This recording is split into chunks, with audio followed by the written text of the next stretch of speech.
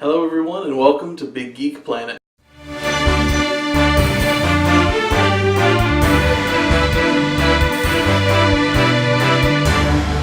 So Avengers Age of Ultron, after all of the anticipation, after all of the speculation, it finally came out. We all get to finally see for ourselves everything that happens in the movie. Okay, so I'm probably the last person on Earth to do this, but I figured I'd go ahead and review Avengers Age of Ultron. I'm just going to throw up a spoiler tag right now for the duration of the video, just so that way I can talk about whatever I want to talk about in the video and it doesn't spoil it for you guys. If you haven't seen the movie already, then you might want to go ahead and go watch it, then come back and watch my review if you want to. So I'm going to go ahead and break it up into three sections: the good, the not so good, and the interesting. So first, the good. Everything. But not really, but just about. So right off the bat, they start you off with this amazing action scene where they're going after the scepter to recover the mind gem which is inside, which we find out a little bit later is actually encapsulated in the little blue gem that's inside the scepter. And since this is a sequel, you get to just go right into the action with everybody knowing how they work with each other and everything. That's what I love to see in sequels. It's great to have the first movie where everybody gets together and are getting to know each other and figuring out what their relationships are like with each other, how they work with each other, stuff like that. But then when you get into the sequel, it's really cool because they get to just jump right into it, and there's no waiting, there's no, build up to it. You get to just start off right away, and I love when movies do that. We know the characters, they know each other, let's just get right down to it. I love when they do that. So not only did you have just this incredible action scenes throughout the entire movie, but the movie was actually pretty serious at times, and it got into a I don't want to say a darker place, but just a more adult place with some of the things that were going on, as far as, especially with the relationship with Black Widow and the Hulk. That was really interesting to see. This movie could have very easily been Marvel's first big flop. As far as the story goes and everything, it is the second in what we're going to have with 3 Avenger movies. Well, 4 technically, but 3 parts of the Avengers series, and this is the middle one. So this one they could have very easily just put in a bunch of action scenes, made it what they wanted to make it, and we probably would have all been okay with that, but they didn't do that. They actually spent their time on the story and the characters and made it even better than I thought it was going to be, honestly. I was a little bit worried going into it because there's so many characters and there's so many things going on in the movie that I was like, how are they going to be able to fit this into a 2.5-hour movie, and they did it. I mean, they pulled it off. I mean, I give 2 thumbs up for that. Every character got their moment. Every character got to have different moments with other characters, and it worked out. It was great. It was awesome. This might be a totally biased opinion, but what, I thought it was really, really good. It was everything that I expected and more. Let's talk about Ultron for a minute. So from the previews and everything, I could already tell that he was going to be a pretty awesome villain, and that he was, he was going to be a bad dude.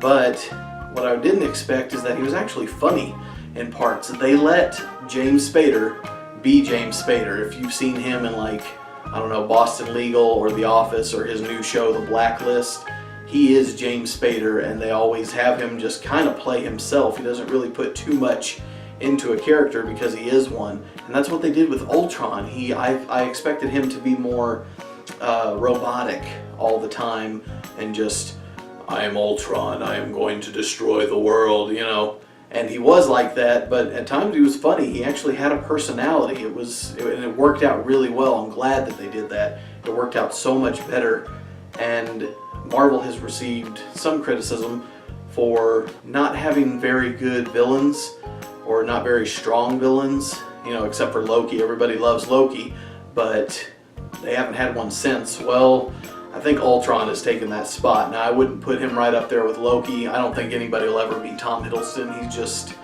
He's Tom Hiddleston. He's an amazing actor. When they got James Spader for Ultron, they just lucked out. He was a perfect villain. Now for the bad. There isn't a whole lot of bad. in this movie, but the only things that I didn't really get with the twins were, they were good, don't get me wrong. I loved Quicksilver and I loved Scarlet Witch.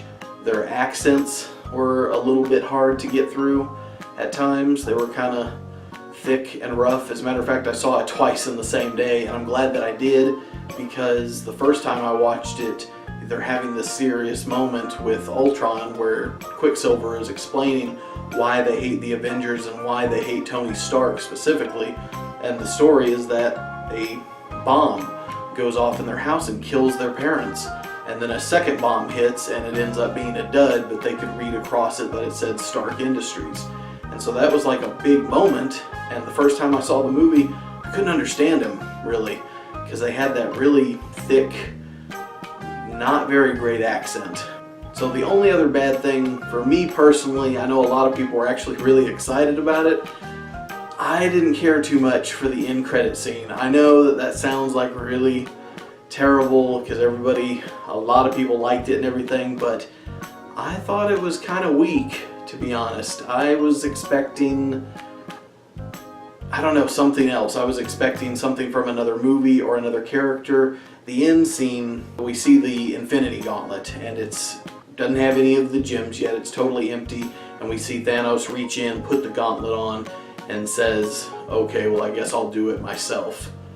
Which was awesome, it was cool, but we already knew that that was happening. I mean, we kind of already knew, if you've watched all the movies, we know where it's going. We've seen Thanos, we've seen him in Guardians of the Galaxy, we kind of know what he's up to.